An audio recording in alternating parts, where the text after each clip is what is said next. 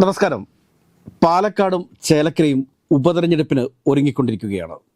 UDF സ്ഥാനാർത്ഥികൾ ആര് എന്ന ചോദ്യത്തിന് ആകാംക്ഷയോടെയാണ് കോൺഗ്രസ് പ്രവർത്തകരും UDF പ്രവർത്തകരും കാത്തിരിക്കുന്നത്. രമേശ് പിഷാരടി വരുമോ അതോ രാഹുൽ മാങ്കൂട്ടത്തിൽ വരുമോ എന്നൊക്കെയുള്ള ചർച്ചകൾ വാർത്താ മാധ്യമങ്ങളിൽ പ്രത്യക്ഷപ്പെട്ടു തുടങ്ങി. പാലക്കാട്ടെ കോൺഗ്രസിനകത്തും തൃശ്ശൂരെ കോൺഗ്രസിനകത്തും ഉയർന്നു വരുന്ന ഒരു ചോദ്യം, ജില്ലയിൽ നിന്ന് തന്നെയുള്ള നേതാക്കന്മാർ, പാലക്കാട് ജില്ലയിൽ നിന്നുള്ള ആൾ പാലക്കാട് ജില്ലയിലും ചേലക്കരയിൽ തൃശ്ശൂർ ജില്ലയിൽ നിന്നുള്ള ആളും മത്സരിക്കണം എന്നുള്ളൊരു പൊതുവികാരം ഈ രണ്ട് ജില്ലകളിലെയും കോൺഗ്രസ് പ്രവർത്തകർക്ക് ഇടയിൽ ഉയർന്നു വരികയാണ്.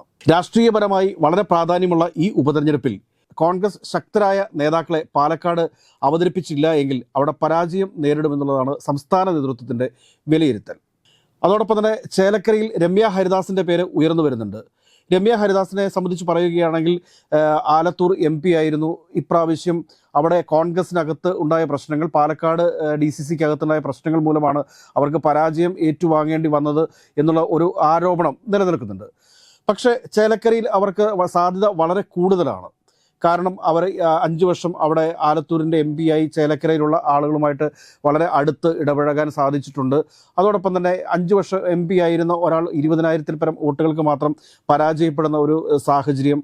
പിന്നെ രമ്യയുടെ ഇടപെടൽ, സാധാരണ ജനങ്ങളുമായിട്ട് രമ്യയുടെ ഇടപെടലുകൾ ഒക്കെ ചേലക്കരയിൽ രമ്യയുടെ സാധ്യതകൾ വർദ്ധിപ്പിക്കുന്നതാണ്. പക്ഷേ എങ്കിലും കോൺഗ്രസ് പ്രവർത്തകരിൽ നിന്ന് ഉയരുന്ന ഒരു ചോദ്യം, സാധാരണക്കാരായിട്ടുള്ള കോൺഗ്രസ് പ്രവർത്തകർക്ക് മത്സരിക്കുവാനുള്ള അവസരം നഷ്ടപ്പെടുന്നു എന്നുള്ളതാണ്. ചേലക്കര ഒരു സംവരണ മണ്ഡലമാണ്. ഈ കോൺഗ്രസിന് അകത്ത് തന്നെ ഒരുപാട് നല്ല ചെറുപ്പക്കാർ യൂത്ത് കോൺഗ്രസിലായാലും കോൺഗ്രസിനകത്തായാലും KSUവിലൊക്കെ ആയാലും ദളിത് വിഭാഗത്തിൽ നിന്നുണ്ട്. അവർക്കൊക്കെ അവസരങ്ങൾ ലഭിക്കുന്നില്ല എന്ന വ്യാപകമായ ഒരു പരാതിയുമുണ്ട്. ചേലക്കര പോലെ വിജയസാധ്യത നമുക്ക് പ്രവചിക്കാൻ സാധിക്കാതെ ഒരു ശക്തമായ ഒരു മത്സരം കാഴ്ചവെക്കുന്ന ചേലക്കര പോലുള്ള മണ്ഡലങ്ങളിൽ കോൺഗ്രസിന് വേണമെങ്കിൽ ചെറുപ്പക്കാരായിട്ടുള്ള യൂത്ത് കോൺഗ്രസിലുള്ള ദളിത് നേതാക്കന്മാരെ അവിടേക്ക് പരിഗണിക്കാവുന്നതാണ്. പക്ഷെ അത് കോൺഗ്രസ് അതിന് മുതിരുമോ അതോ രമ്യ ഹരിദാസിനെ തന്നെ അവിടെ മത്സരിപ്പിക്കുമോ എന്നുള്ളത് കാത്തിരുന്ന് കാണേണ്ട വിഷയമാണ്. ഇനി നമ്മൾ പാലക്കാട്ടിലേക്ക് വന്നു കഴിയുമ്പോൾ, പാലക്കാട്ടിനെ സംബന്ധിച്ച് പറയുമ്പോൾ ഒരു കാര്യം കോൺഗ്രസ് എപ്പോഴും ഓർക്കേണ്ട ഒരു കാര്യം എന്തെന്ന് വെച്ച് കഴിഞ്ഞാൽ, 1989 കൊടിക്കുന്നിൽ സുരേഷിനെ അടൂർ മത്സരിപ്പിക്കുന്ന സമയത്ത് കൊടിക്കുന്നിൽ സുരേഷ് ഒരു ദേശീയ നേതാവോ സംസ്ഥാന നേതാവോ ഒന്നും ആയിരുന്നില്ല എന്നുള്ള കാര്യം കോൺഗ്രസ് മറക്കരുത്.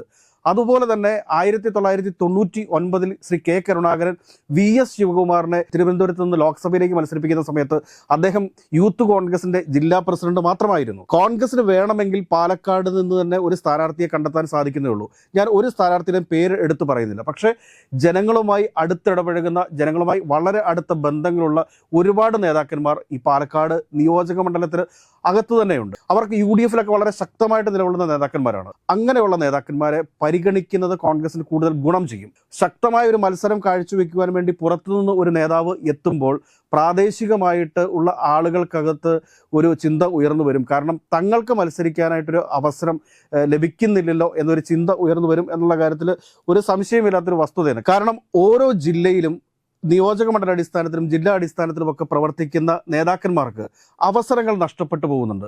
കാരണം KSUവിൻ്റെ സംസ്ഥാന പ്രസിഡന്റ് അല്ലെങ്കിൽ യൂത്ത് കോൺഗ്രസിൻ്റെ സംസ്ഥാന പ്രസിഡന്റ് എന്നൊക്കെ പറഞ്ഞ് ആളുകൾ പെട്ടെന്ന് ഒരു ദിവസം മത്സരിക്കാൻ വേണ്ടി വരുമ്പോൾ ജില്ലയിൽ നാളിതുവരെ പ്രവർത്തിച്ചുകൊണ്ടിരുന്ന ആ ജില്ലയ്ക്ക് വേണ്ടി നിലകൊണ്ടിട്ടുള്ള ഒരുപാട് സമര പോരാട്ടങ്ങളിലൊക്കെ പാർട്ടിയെ മുൻപോട്ട് നയിച്ചിട്ടുള്ള നേതാക്കന്മാർക്കുള്ള അവസരമാണ് അവിടെ നഷ്ടപ്പെടുന്നത്. അതുകൊണ്ട് കോൺഗ്രസ് നേതൃത്വം ഇപ്രാവശ്യം ഒരു കാര്യം പരിഗണിക്കേണ്ടതുണ്ട് പ്രത്യേകിച്ച്. കാരണം പാലക്കാട് നടക്കാൻ പോകുന്ന മത്സരം വളരെ വലിയ രാഷ്ട്രീയ മത്സരമാണ്. അത് കോൺഗ്രസും BJPയും തമ്മിലുള്ള മത്സരമാണ് എന്നുള്ള കാര്യത്തിൽ തർക്കം വേണ്ട. പക്ഷേ ഇതിനകത്ത് വേറൊരു വസ്തുത കൂടിയുണ്ട്. പാലക്കാട് കോൺഗ്രസിനെ വിജയിപ്പിക്കേണ്ട ഉത്തരവാദിത്വം കൂടി CPMനുണ്ട്. കാരണം പാലക്കാട് ഏതെങ്കിലും കാരണവശാൽ കോൺഗ്രസ് പരാജയപ്പെടുകയും BJP വിജയിക്കുകയും ചെയ്താൽ പിന്നെ കേരളത്തിൽ CPMൻ്റെ പ്രസക്തിയെ നഷ്ടപ്പെട്ടു പോകുന്ന ഒരു രാഷ്ട്രീയ തെരഞ്ഞെടുപ്പ് കൂടിയാണ് ഈ പാലക്കാട് ഉപതെരഞ്ഞെടുപ്പ് എന്നുള്ള കാര്യം മറന്നു പോകരുത്. അപ്പോൾ അതുകൊണ്ട് കോൺഗ്രസ്സിന് പാലക്കാട് ജില്ലയിൽ നിന്ന് തന്നെ ശക്തനായ ഒരു നേതാവിനെ കണ്ടെത്തണം. പാലക്കാട് ജില്ലയിൽ തന്നെ ഇപ്പോൾ പാലക്കാട് നിയോജക മണ്ഡലത്തിൽ നിന്ന് ലഭിക്കുന്നില്ല എങ്കിലും പാലക്കാട് നിയോജക മണ്ഡലത്തിന് അകത്ത് തന്നെ ശക്തരായ നേതാക്കന്മാരുണ്ട്. യൂത്ത് കോൺഗ്രസിനകത്തും കോൺഗ്രസിനകത്തും പ്രത്യേകിച്ച് കോൺഗ്രസിനകത്ത് നല്ല നേതാക്കന്മാരുണ്ട്. മത്സരിപ്പിക്കാൻ സാധിക്കുന്ന, ജനങ്ങൾക്ക് മുമ്പിൽ അവതരിപ്പിക്കാൻ പറ്റുന്ന, ജനങ്ങളുമായി ബന്ധമുള്ള ആളുകളുണ്ട്. അപ്പോൾ അങ്ങനെയുള്ള ആളുകളെ കണ്ടെത്തി അവരെ മത്സരിപ്പിക്കുകയാണ് ചെയ്യേണ്ടത്. ഇപ്പോൾ രാഹുൽ മാങ്കൂട്ടത്തിൻ്റെ പേരെടുത്ത് പറയുന്നു. രാഹുൽ മാങ്കൂട്ടത്തെ സംബന്ധിച്ചിട്ട് പത്തനംതിട്ട ജില്ലക്കാരനാണ് അദ്ദേഹം. അദ്ദേഹത്തിന് അവിടെ 5 നിയോജക മണ്ഡലങ്ങളുണ്ട്. ഒരു നിയോജക മണ്ഡലത്തിൽ പോലും UDF MLA ഇല്ല. ലീഡർ ശ്രീ കെ കരുണാകരൻ പത്തനംതിട്ട ജില്ല രൂപീകരിക്കുന്ന സമയത്ത് അത് എന്നും കോൺഗ്രസിന്റെ ശക്തിയായിട്ട് നിലകൊള്ളും ഉള്ള ഒരു ഉറപ്പിന്മേൽ രൂപീകരിച്ചിട്ടുള്ള ഒരു ജില്ല കൂടിയാണ് ഈ പത്തനംതിട്ട ജില്ല എന്ന് പറയുന്നത്. ആ ജില്ലയിലെ 5 സീറ്റും കോൺഗ്രസിന് നഷ്ടപ്പെട്ടു പോകുന്നത് അവിടെയുള്ള കോൺഗ്രസിനകത്തെ തമ്മിലടി മൂലമാണ്. കാരണം റാന്നി ആയാലും കോന്നി ആയാലും അടൂരായാലും ആറന്മുളയായാലും പിന്നെ തിരുവല്ല ആയാലും കോൺഗ്രസിൻ്റെ സീറ്റുകളാണിത്. പക്ഷേ ഈ സീറ്റുകൾ അവർ തന്നെ സ്വയം നഷ്ടപ്പെടുത്തുന്നതാണ്.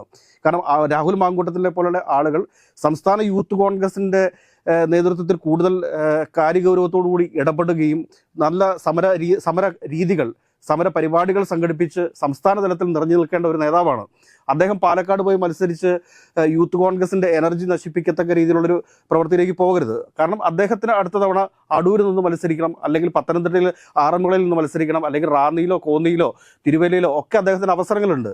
അദ്ദേഹത്തിന് ജില്ലയിൽ തന്നെ നിന്ന് മത്സരിക്കണം.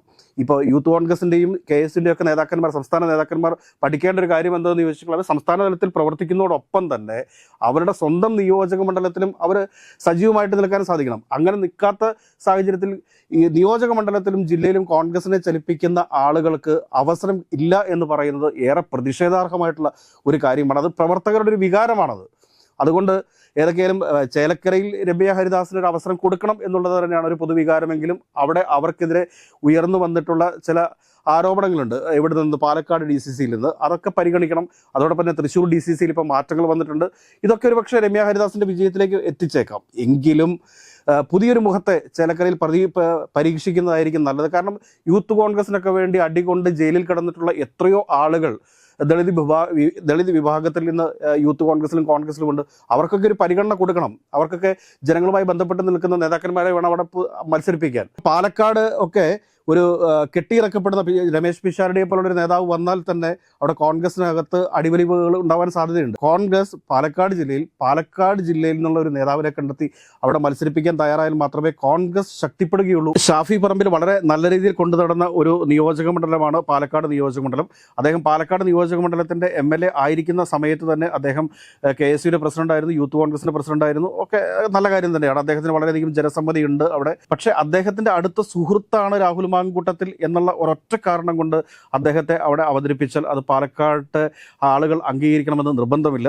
അതുകൊണ്ട് ഏതായാലും കോൺഗ്രസ് ഒരു കാര്യം തീരുമാനിക്കേണ്ടത് പാലക്കാട് ഉപതെരഞ്ഞെടുപ്പിൽ പാലക്കാട് നിന്ന് തന്നെയുള്ള നല്ലൊരു നേതാവിനെ കണ്ടെത്താൻ വേണ്ടി പരിശ്രമിക്കണം എന്നുള്ളതൊരു പൊതുവികാരമാണ്. കാരണം അവിടെയുള്ള ആളുകളുമായിട്ട് സംസാരിക്കുമ്പോഴും കോൺഗ്രസ് പ്രവർത്തകരുമായിട്ട് സംസാരിക്കുമ്പോഴും UDF-ലെ മറ്റ് ഘടകകക്ഷികളൊക്കെ ആയിട്ട് സംസാരിക്കുമ്പോഴും നമുക്ക് അറിയാൻ സാധിക്കുന്ന ഈ ഒരു വികാരമാണ്. കാരണം ജില്ലാതലത്തിൽ പ്രവർത്തിക്കുന്ന അല്ലെങ്കിൽ നിയോജകമണ്ഡലം തലത്തിൽ പ്രവർത്തിക്കുന്ന ജനകീയരായിട്ടുള്ള നേതാക്കന്മാർക്ക് ഒരു അംഗീകാരം അത് കോൺഗ്രസ് കൊടുത്തു തുടങ്ങണം എന്നുള്ളതാണ് എൻ്റെ അഭിപ്രായം.